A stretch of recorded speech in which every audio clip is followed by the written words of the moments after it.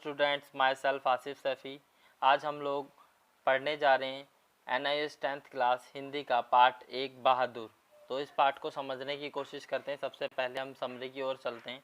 आपने कम उम्र के अनेक लड़के लड़कियों को कारखानों, चाय की दुकानों या फिर घरों में काम करते देखा होगा। आपकी इच्छा होती होगी कि उनके विषय में कुछ जानें, जैसे वे कहाँ से आए, क्यों आए, कैसे रहते हैं, उनके साथ कैसा व्यवहार किया जाता है, विभिन्न परिस्थितियों का सामना वे कैसे करते हैं। संभव है कि इस विषय में आपके भी कुछ अनुभव हों। बहादुर एक किशोर की कहानी है जो अपने घर से भागकर शहर आता है। वहाँ एक घर में नौकरी करने लगता है। वह अपना पूरा काम अपनी ईमानदारी लगन से करता है, लेकिन एक दिन अचानक वह इस घर से भी भाग जाता है। वह ऐसा क्यों करता है?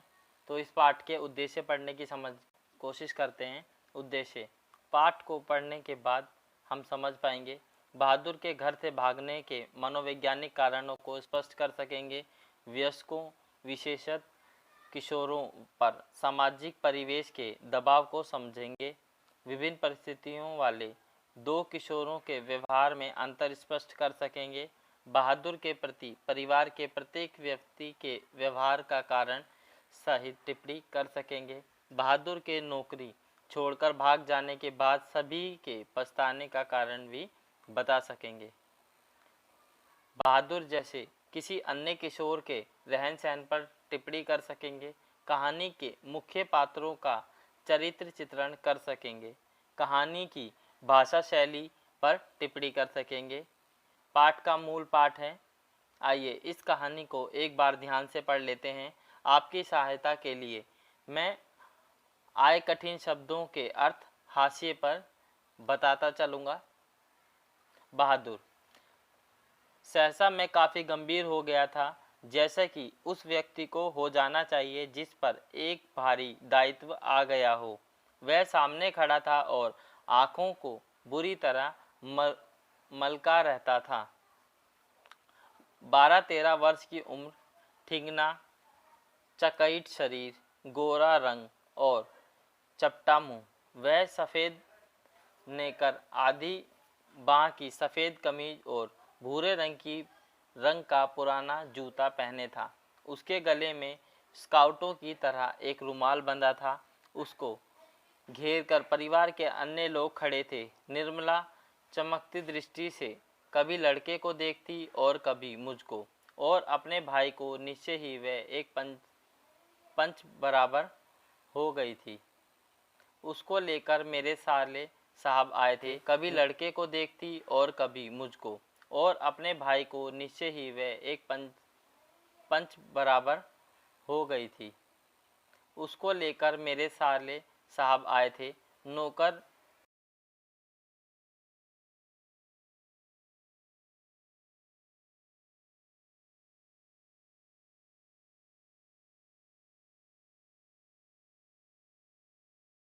थे। नौकर रखना कई कारणों से बहुत ज़रूरी हो गया था। मेरे सभी भाई और रिश्तेदार अच्छे ओहदे पर थे और उन सभी के यहाँ नौकर थे। मैं जब बहन की शादी में घर गया तो वहाँ नौकरों का सुख देखा। मेरी दोनों भाभियाँ रानी की तरह बैठकर चारपाई तोड़ती थी, जबकि निर्मला को सवेरे से लेकर रात तक खटना पड़ता था। मैं ईर्ष्या से जल गया। इसके बाद नौकरी पर वापस आया तो निर्मला दोनों जून नौकर चाकर की माला जपने लगी। उनकी तरह अभागिन और दुखिया स्त्री और भी कोई इस दुनिया में होगी।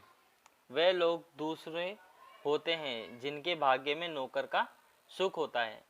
इसको समझने के बाद हम ये समझने की कोशिश करेंगे कि आजकल के समय में लोग अपने घर का काम करने में शर्म करते हैं और नौकरों को रखना अपने ओहदे में बड़ा मानते हैं। इस प्रकार से लोगों की सोच होती चली जा रही है। तो आगे समझने की कोशिश करते हैं। पहले साले साहब से उनका किस्सा सुनना पड़ा।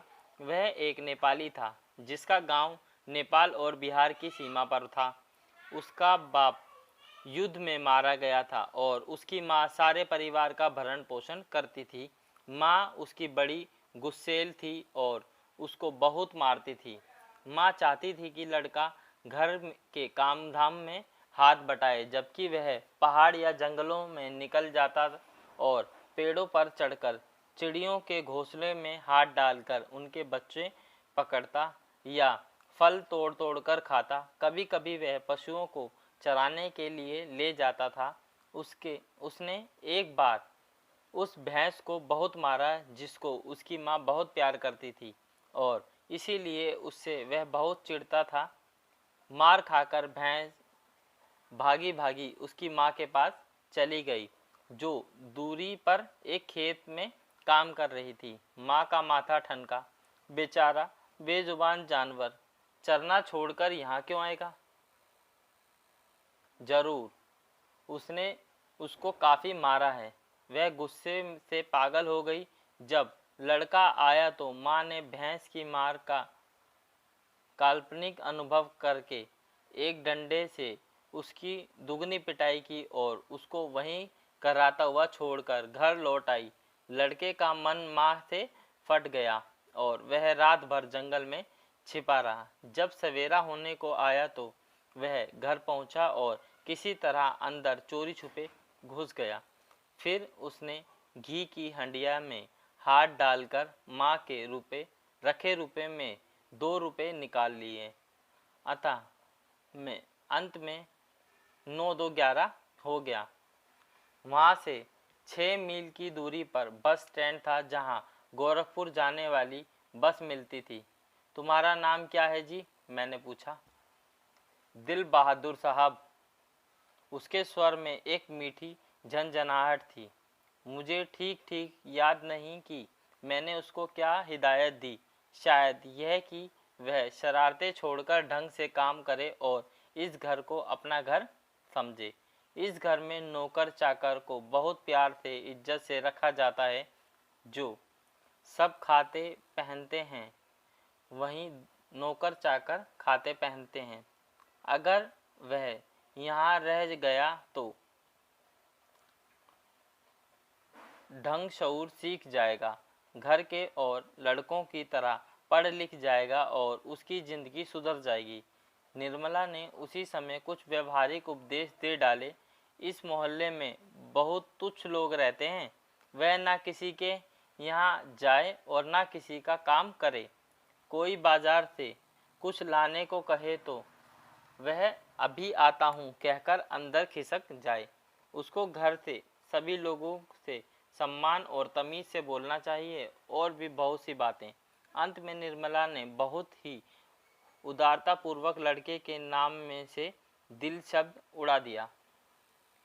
परंतु बहादुर बहुत ही हंसमुख और मेहनती लड़का। उसकी वजह से कुछ दिनों तक हमारे घर में वैसा ही महत्वपूर्ण उत्साहपूर्ण वातावरण छाया रहा जैसा कि प्रथम बार तोता मैना या पिल्ला पालने पर होता है।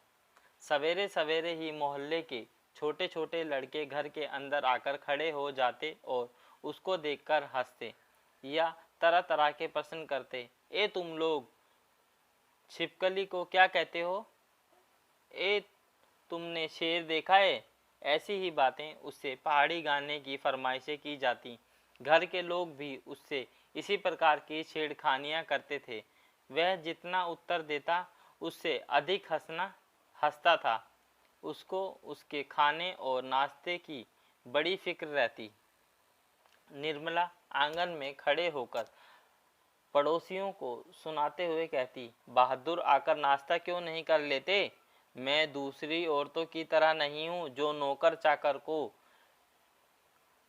तलती भुनती है। मैं तो नौकर चाकर को अपने बच्चों की तरह रखती हूँ। उन्होंने तो साफ साफ कह दिया है कि 100 150 महीनावार उस पर भले ही खर्च हो जाए, पर तकलीफ उसको जरा भी ना होनी चाहिए। एक नेकर कमीज और उसी रोज लगाए थे, और भी कपड़े बन रहे हैं। ये निर्मला दूसरे मोहल्ले वालों को सुनाने के लिए, अपनी बढ़ाई करने के लिए कह रही है। धीरे धीरे वह घर के सारे काम करने लगा। सवेरे ही उठकर वह बाहर नीम के पेड़ से दातून तोड़ लाता था। वह हाथ का सहारा लिए बिना कुछ दूर तक तने पर दौड़ते हुए चढ़ जाता। मिनट भर में वह पेड़ की पुलई पर नजर आता। निर्मला छाती पीटकर कहती थी, अरे रीछ बंदर की जात, कहीं गिर गया तो बड़ा बुरा होगा। वह घर की सफाई करता, कमरों में पोछा लगाता, अंगीठी जलाता, चाय बनाता और पिलाता भी। दोपहर में कपड़े धोता और बर्तन मलता। वह रसोई बनवाने की भी जिद करता, पर निर्मला स्वयं सब्जी और रोटी बनाती। निर्मला की उसको बहुत फिक्र रहती थी। उसकी उन दिनों तबीयत ठीक नहीं रहती थी, इसलिए वह कुछ दवा ले रही थी।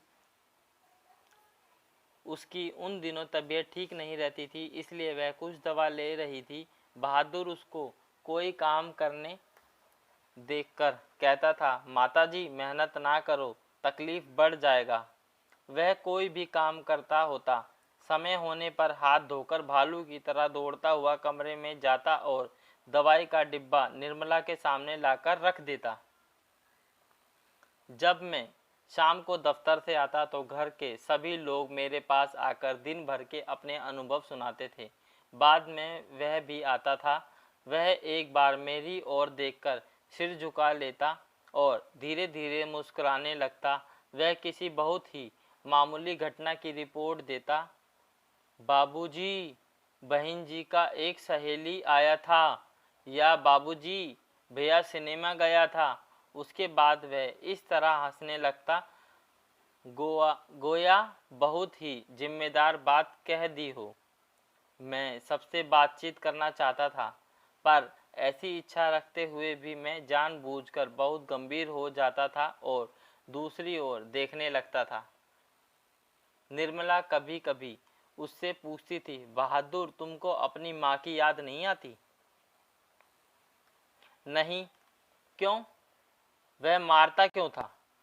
अब बहादुर अपने मन की दुर्दशा बता रहा है कि जब निर्मला ने उससे पूछा कि बहादुर आपको अपनी माँ की याद नहीं आती, तो बहादुर कहता है नहीं आती। तो निर्मला पूछती है क्यों? तो बहादुर जवाब देता है, वह मारता क्यों था? इतना कहकर वह खूब हंसता था, जैसे मार खाना खुशी की बात हो। तब तुम अपना पैसा माँ के पास कैसे भेजने को कहते हो? माँ बाप का कर्जा तो जन्म भर भरा जाता है। वह और भी हंसता था, मानो उसकी हंसी में उसका दुख छुपा हो। निर्मला ने उसको एक फटी पुरानी दरी दे दी थी। घर से वह एक चादर भी ले आया था। रात को काम धाम करने के बाद वह भीतर के बरामदे में एक टूटी हुई बसखंड पर अपना बिस्तर बिछाता था। वह बिस्तरे पर बैठ जाता और जेब में से कपड़े की एक गोल सी नेपाली टोपी निकालकर पहन लेता, जो बाईं ओर काफ़ी झुकी रहती थी। फिर वह एक छोटा सा आईना निकालकर बंदर की तरह उसमें अपना मुंह देखता था। वह बहुत ही प्रसन्न नजर आता था। उसके बाद कुछ और भी चीज़ें उसकी जेब से निकलकर उसके बिस्तर पर सज जाती थीं। कुछ गोलियां, पुराने ताश की एक गड्डी, कुछ खूबसूरत पत्थर के टुकड़े, ब्लेड, कागज़ की नावें। वह कुछ देर तक उनसे खेलता था। उसके बाद वह धीमे धीमे स्वर में गुनगुनाने लगता था।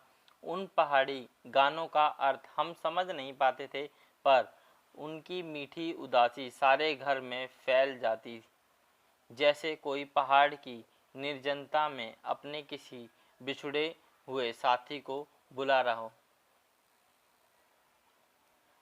दिन मज़े में बीतने लगे।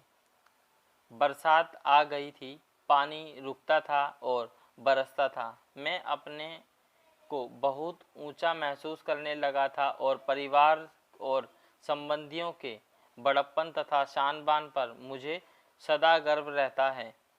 अब मैं मोहल्ले के लोगों को पहले से भी तुच्छ समझने लगा, क्योंकि बहादुर को लाने के बाद उनका पूरा परिवार अपने आप को बहुत गर्व महसूस कर रहा था और उसका जो मालिक था वो अपने आप को ये समझता था कि मेरे पास नौकर है तो शायद मेरी शान बहुत बड़ी है। इस तरह से वह मोहल्ले वालों को भी अपने सामने कुछ नहीं समझते थे। आगे पढ़ते हैं। मैं किसी से सीधे मुंह बात ना करता था, किसी की ओर ठीक से देखता भी नहीं था, दूसरे के बच्चों को मामूली सी शरारत पर डांट डपट देता था। कई बार पड़ोसियों को सुना चुका था, जिसने जिसके पास कलेजा है वही आजकल नौकर रखता है। तो मतलब उन्हें घमंड हो गया था नौकर रखने पर। जिसके पास कलेजा है वही नौकर रख सकता है, घर के स्वांग की तरह रहता है। निर्मला भी सारे मोहल्ले में शुभ सूचना दे आई थी। आधी तनख्वाह तो नौकर पर ही खर्च हो रही है। निर्मला मोहल्ले में गाती थी कि हम लोग आधी तनख्वाह तो अपने नौकर पे ही खर्च कर देते हैं, उसके कपड़े बनाते हैं, उसको एक बच्चे की तरह रखते हैं, उसका खूब ख्याल रखते हैं। वे अपनी बड़ाई इस प्रकार करते थे। पर रुपया पैसा कमाया किस लिए जाता है, ये तो कई बार कह चुके थे कि तुम्हारे लिए दुनिया के किसी कोने से नौकर जरूर लाऊंगा। वही हुआ। निसंदेह बहादुर की वजह से सबको बहुत आराम मिल रहा था, इसमें कोई शक की बात नहीं है।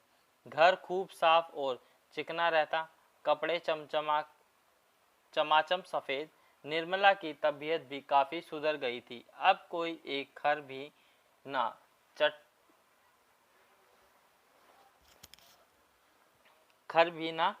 चकसाता था।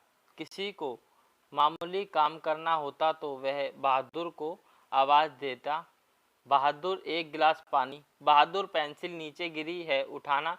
इसी तरह की फरमाइशें। बहादुर घर में फिरकी की तरह नाचता रहता, सारी रात में पहले ही सो जाते थे और सवेरे 8 बजे से पहले ना उठते थे। मेरा बड़ा लड़का किशोर काफ़ी शान शौकत और रोबदाब से रहने का कायल था और उसने बहादुर को अपने कड़े अनुशासन में रखने की आवश्यकता महसूस कर ली थी। फलतः उसने अपने सभी काम बहादुर को सौंप दिए।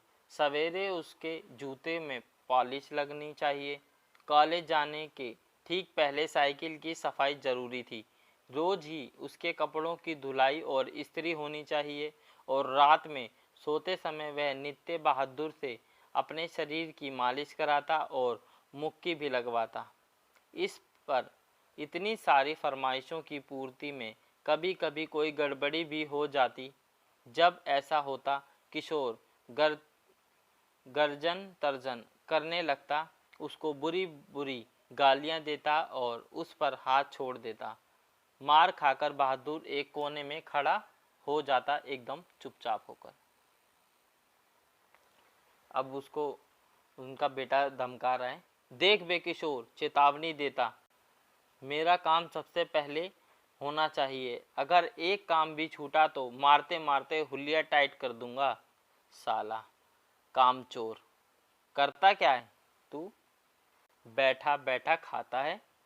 इस प्रकार से उसको प्रताड़ित करते वह लोग अपनी बातों से। रोज ही कोई ना कोई ऐसी बात होने लगी जिसकी रिपोर्ट पत्नी मुझे देती थी। मैंने किशोर को मना किया पर वह नहीं माना, तो मैंने यह सोचकर छोड़ दिया कि थोड़ा बहुत तो यह चलता ही रहता है, फिर एक हाथ से ताली कहाँ बजती है। बहादुर भी बदमाशी करता होगा। पर एक दिन जब मैं दफ्तर से आया तो मैंने किशोर को एक डंडे से बहादुर की पिटाई करते हुए देखा। निर्मला कुछ दूरी पर खड़ी हाँ हाँ करती हुई मना कर रही थी, मानो निर्मला उसको रोक नहीं रही है। मैंने किशोर को डांटकर अलग किया। कारण यह था कि शाम को साइकिल की सफाई करना बहादुर भूल गया था। मैंने किशोर को डांटकर अलग किया। कारण यह था कि शाम को साइकिल की सफाई करना बहादुर भूल गया था। किशोर ने उसको मारा तथा गालियां दी तो उसने उसका काम करने से इनकार कर दिया। अब आप बताओ कि एक छोटा सा बच्चा है, उसके ऊपर पूरे घर का काम है और किशोर उसके बराबर का है। जब वो उसके ऊपर हक जताता है, प्रेशर देता है और उसको मारता है तो उसको भी बुरा लगा और उसने अपने एक बच्चे के मनोवैज्ञानिक की तरह उसको मना कर दिया होगा। तुम साइकिल साफ क्यों नहीं करते, मैंने उसे कड़ाई से पूछा। बाबूजी, भैया ने मेरे मरे बाप को क्यों लाकर खड़ा किया। वह रोते हुए बोला, जबकि बहादुर का बाप एक शहीद सिपाही था। मैं जानता था कि किशोर उसको और भी भद्दी गालियां देता था, लेकिन आज उसने सूअर का बच्चा कहा था तो उसे बर्दाश्त ना हुआ। निसंदेह वह गाली उसके बाप पर पड़ती थी। मुझे कुछ हंसी आ गई। खैर, किशोर के व्यवहार को अच्छा नहीं कहा जा सकता, पर गृहस्वामी होने के कारण मुझ पर कुछ और गंभीर दायित्व भी थे। मैंने उसे समझाया, बहादुर, ये आदतें ठीक नहीं। तुम ठीक से काम करोगे तो तुमको कोई कुछ भी नहीं कहेगा। मेहनत बहुत अच्छी चीज़ है। जो उससे बचने की कोशिश करता है वह कुछ भी नहीं कर सकता। रूठना फूटना मुझे सख्त नापसंद है। तुम तो घर के लड़के की तरह हो। घर के लड़के मार नहीं खाते। हम तुमको जिस सुख आराम से रखते हैं वह कोई क्या करेगा। जाकर दूसरे घरों में देखो तो पता लगे नौकर चाकर भरपेट भोजन के लिए तरसते रहते हैं। चलो, सब खत्म हुआ, अब काम धाम करो। उन्होंने इस प्रकार से बहादुर की बात को रफा दफा करके घुमा दिया। वह चुपचाप सुनता रहा, फिर हाथ मुंह धोकर काम करने लगा। जल्दी ही वह प्रसन्न भी हो गया। रात में सोते समय वह अपनी टोपी पहनकर देर तक गाना गाता रहा। लेकिन कुछ दिनों बाद एक और गड़बड़ी शुरू हुई। निर्मला बहुत पतली पतली रोटियां सेकती थी, इसलिए वह रोटी बनाने का काम कभी बहादुर से नहीं लेती थी। लेकिन मोहल्ले की किसी औरत ने उसे यह सिखा दिया कि परिवार के लिए रोटियां बनाने के बाद वह बहादुर से कहे कि वह अपनी रोटी खुद बना लिया करे, नहीं तो नौकर चाकर की आदत खराब हो जाती है। महीन खाने से उसकी आदत बिगड़ जाती है। यह बात निर्मला को जंच गई थी और रात में उसने ऐसा ही प्रयोग किया। वह अपनी रोटियां बनाकर चौके में से उठ गई। बहादुर का मुंह उतर गया। वह चूल्हे के पास सिर झुकाकर चुपचाप खड़ा रहा। क्या हो गया रे? निर्मला ने पूछा। वह कुछ नहीं बोला। चल चुपचाप बना अपनी रोटियां। तू सोचता है कि मैं तुझे पतली पतली नरम नरम रोटियां सेक कर खिलाऊंगी? तू कोई घर का लड़का है? नौकर चाकर तो अपना बनाकर खाते ही रहते हैं। तीता तो इनको इसलिए लग रहा है कि सारे घर के लिए मैंने रोटियां बनाई। इनको अलग करके इनके साथ भेद क्यों किया? वाह रे, इसके पेट में तो लंबी दाढ़ी है। समझ जा, रोटियां नहीं सेकेगा तो भूखा रहेगा। पर बहादुर उसी तरह खड़ा रहा तो निर्मला का गुस्से से बुरा हाल हो गया। उसने लपककर उसके माथे पर 2-3 थप्पड़ जड़ दिए। सूअर कहीं के, इसलिए किशोर तुझे मारता है? इसी वजह से तेरी माँ भी मारती होगी। चल बना रोटी। मैं नहीं खाऊंगा। मेरी माँ भी सारे घर की रोटियां बनाकर मुझसे रोटी सिकवाती थी। वह रोने लगा था। अब वो छोटा बच्चा है और वो उदास हो गया कि उसके साथ ऐसा व्यवहार क्यों किया जा रहा है, जबकि वो सबकी बात मानता है, पूरे घर का काम करता है। तो वह उदास था और वो रो रहा था। तो क्या मैं तेरी माँ हूँ कि तू मुझसे जिद कर रहा है? घर के लड़कों के बराबर मन बन रहा है? मारते मारते मुंह रंग दूंगी। उसने उसको इस तरह से डांटा। पर उसने अपने लिए रोटी नहीं बनाई। मुझे भी बड़ा गुस्सा आया। मैंने उसको डांटा और समझाया, पर वह नहीं माना। रात भर वह भूखा ही रहा। पर सवेरे उठकर वह पहले की तरह ही हंसने लगा। उसने अंगीठी जलाकर अपने लिए रोटियां सेकी। अपनी बनाई रोटियों और भद्दी रोटी को देखकर वह खिलखिलाने लगा। फिर रात की बची हुई सब्जी से उसने खाना खा लिया। लेकिन निर्मला का भी हाथ खुल गया था। वह उससे कुछ चिढ़ भी गई थी। अब बहादुर से कोई भी गलती होती तो वह उस पर हाथ चला देती। उसको मारने वाले अब घर में 2 व्यक्ति हो गए थे और कभी कभी एक गलती के लिए उसको दोनों मारते। बरसात बीत गई थी, आकाश दर्पण की तरह स्वच्छ दिखाई देता। मैंने बहादुर की माँ के पास चिट्ठी लिखी थी कि उसका लड़का मेरे पास मज़े में है और मैं उसकी तनख्वाह के पैसे उसके पास भेज दिया करूँगा। लेकिन कई महीनों के बाद भी उधर से कोई जवाब नहीं आया था। मैंने बहादुर से कह दिया था कि उसका पैसा यहाँ जमा रहेगा, जब घर जाएगा तो लेता जाएगा। पर अब बहादुर से भूल गलतियाँ अधिक होने लगी थी। शायद इसका कारण मारपीट और गाली गलौज हो। मैं कभी कभी इसको रोकना चाहता, फिर यह सोचकर चुप लगा जाता कि नौकर चाकर तो मारपीट खाते ही रहते हैं। एक दिन रविवार को मेरी पत्नी के एक रिश्तेदार आए।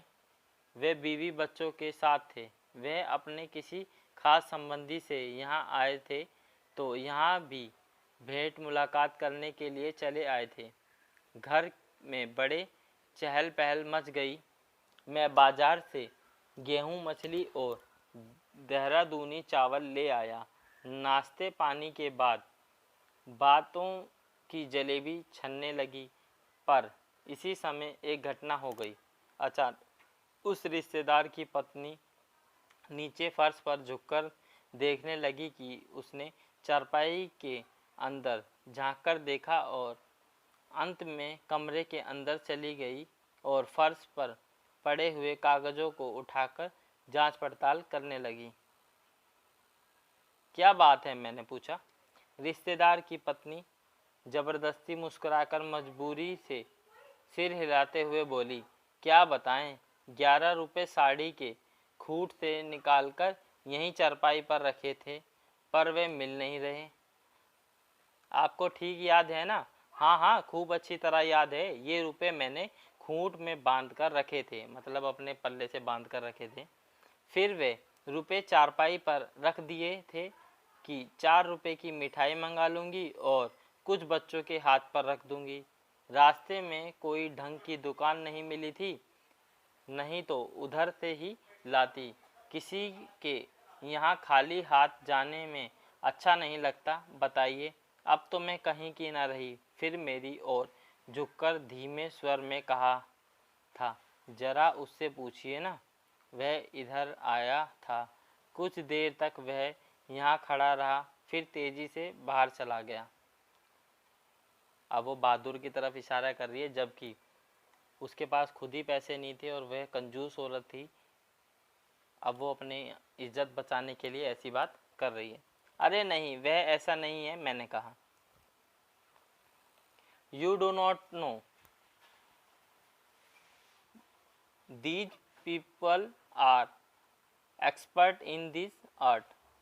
उसका कहने का मतलब है कि आपको नहीं पता कि ये लोग ऐसे ही हैं और इनको ये काम के माहिर हैं, चोरी के माहिर हैं। रिश्तेदार ने कहा। मैंने बहादुर की ओर तिरछी दृष्टि से देखा। वह सिर झुकाकर आटा गूंद रहा था। उसके चेहरे पर संतुष्टि, प्रसन्नता थी। उसने ऐसा काम तो कभी नहीं किया, बल्कि जब कभी उसने 2-4 आने इधर उधर पड़े देखे तो उठाकर निर्मला के हाथ में दे दिए थे। पर किसी के दिल की बात कोई कैसे जान सकता है? ना मालूम अचानक मुझे क्या हो गया और मैं गुस्से में आ गया। बहादुर, मैंने कड़े स्वर में बोला। जी बाबूजी, इधर आओ। वह आकर खड़ा हो गया। तुमने यहाँ से रुपए उठाए हैं? जी नहीं बाबूजी, उसने निर्भय उत्तर दिया। ठीक बताओ, मैं बुरा नहीं मानूंगा। नहीं बाबूजी, मैं लेता तो बता देता। तुम यहाँ खड़े नहीं थे? रिश्तेदार की पत्नी ने कहा। फिर तेजी से बाहर चले गए थे? देखो भैया, सच सच बता दो, मिठाई खरीदने और बच्चों को देने के लिए रुपए रखे थे। मैं तो बुरी फंसी। अब वापस जाने के लिए रिक्शे के भी पैसे नहीं। मैं तो बाहर नमक लेने गया था। सच सच बता बहादुर, अगर नहीं बताएगा तो बहुत पीटूंगा और पुलिस के सुपुर्द कर दूंगा। मैं चिल्ला पड़ा। मैंने नहीं लिया बाबूजी। बहादुर का मुंह काला पड़ा था। पता नहीं मुझे क्या हो गया, मैंने सहसा उठकर उसके गाल पर एक चमाट लगा दिया। मैं आशा कर रहा था कि ऐसा करने से वह बता देगा। तमाचा खाकर वह गिरते गिरते बचा। उसकी आंखों से आंसू गिर आए। अब बहादुर का दिल भी टूट गया है कि उसके ऊपर चोरी का इल्ज़ाम लगाया गया है। मैंने नहीं लिया। इसी समय रिश्तेदार साहब ने एक अजीब हरकत की। अच्छा, छोड़िए इसको, पुलिस के पास ले जाता हूँ। इतना कहकर उन्होंने बहादुर का हाथ पकड़ लिया और उसको दरवाजे की ओर घसीटकर ले गए।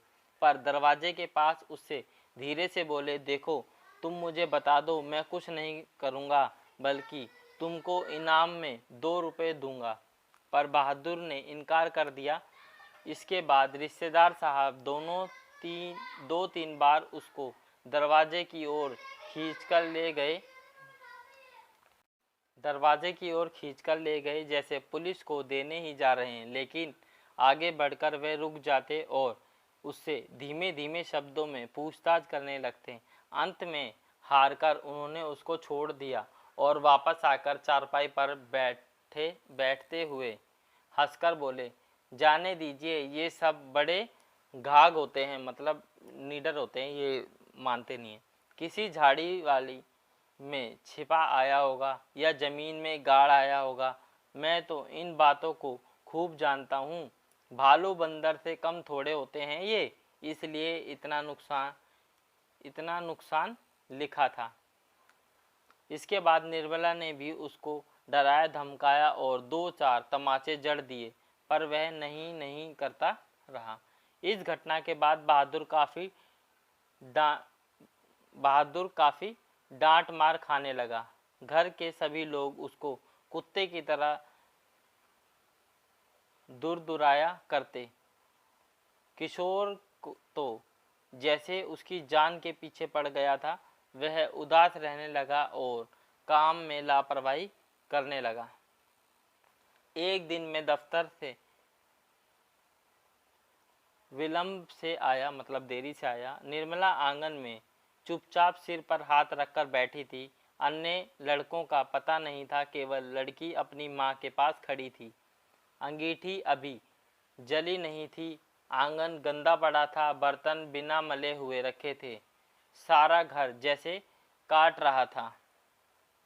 उन लोगों को तो आदत थी बहादुर से काम करवाने की। अब मुझे लगता है बहादुर उनके पास नहीं रहा और सारा काम ऐसे ही पड़ा है और वो अब टेंशन में बैठे हैं। क्या बात है, मैंने पूछा। बहादुर भाग गया। भाग गया? क्यों? पता नहीं, आज तो कुछ हुआ भी नहीं था। अब वो अपनी सफाई दे रही है कि आज मैंने उसको कुछ भी नहीं कहा है। बराबर माताजी किए जा रहा था। दोपहर में खाना खाया, उसके बाद आंगन से सिलबट्टा लेकर बरामदे में रखने जा रहा था कि सिल हाथ से छूटकर गिर गई और 2 टुकड़े हो गए। शायद इसी डर से वह भाग गया कि लोग मारेंगे, पर मैं इसके लिए उसको थोड़ा कुछ कहती। क्या बताऊं, मेरी किस्मत में आराम ही नहीं। कुछ ले गया? मैंने पूछा। यही तो अफसोस है, कोई भी सामान नहीं ले गया। उसके कपड़े, उसका बिस्तर, उसके जूते सभी छोड़ गया है। पता नहीं उसने हमें क्या समझा। अगर वह कहता तो मैं उसे रोकती थोड़ी, बल्कि उसको खूब अच्छी तरह पहना उड़ाकर भेजती। हाथ में उसकी तनख्वाह के रुपए रख देती, 2-4 रुपए और अधिक दे देती। पर वह तो कुछ ले ही नहीं गया। और वे 11 रुपये?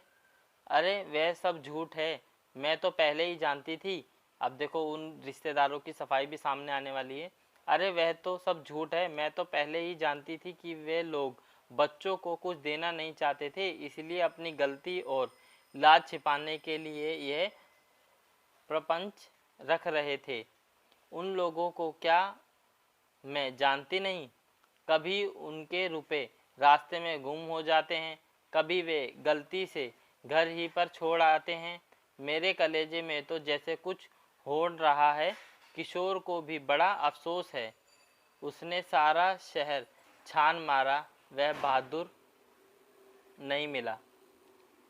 किशोर आकर कहने लगा, अम्मा, एक बार भी अगर बहादुर आ जाता तो मैं उसको पकड़ लेता और कभी जाने ना देता। उससे माफ़ी मांग लेता और कभी नहीं मारता। सच, अब ऐसा नौकर कभी नहीं मिलेगा। कितना आराम दे गया वह। अगर वह कुछ चुरा कर ले गया होता तो संतोष हो जाता। निर्मला आंखों पर आंचल रखकर रोने लगी। मुझे बड़ा क्रोध आया। मैं चिल्लाता रहता था, पर भीतर ही भीतर मेरा कलेजा जैसे बैठ रहा हो।